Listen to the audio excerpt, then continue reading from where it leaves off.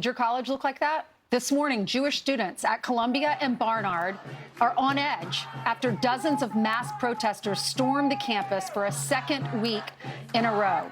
A fake bomb threat forcing an evacuation and at least 10 arrests because they refused to leave. All this on the heels of President Trump's threat to pull funding from schools if this doesn't stop.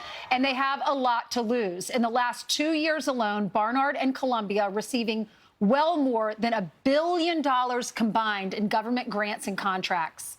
City School law professor Jeffrey Lachs is also the grandson of Holocaust survivors, and he joins us now. He's a professor at CUNY. Thank you so much for coming in. Thank you. What is your reaction when you see that? My college did not look like that at all, and if it had, they would have had law enforcement in there immediately. Absolutely. The administration has been incredibly weak.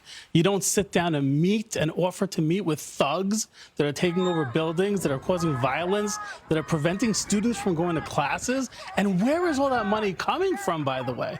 You know, I think the government needs to investigate also Qatar. We know Qatar is contributing to our universities. And the really big thing that's come out, Ainsley, is that Hamas captors in the Middle East have been telling the hostages that we are working with your universities. That is stunning.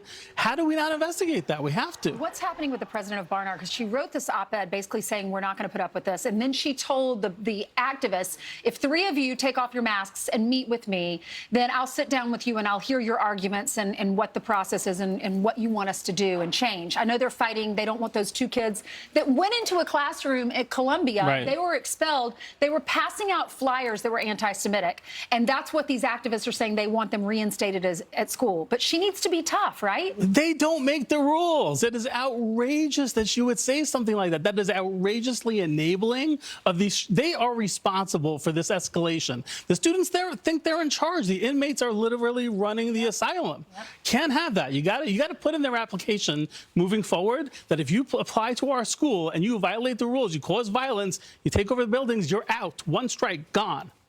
I agree. Jeffrey, thank you so much. Always good to see you. You too. All right, let's hand it over to Carly. She has some headlines for us.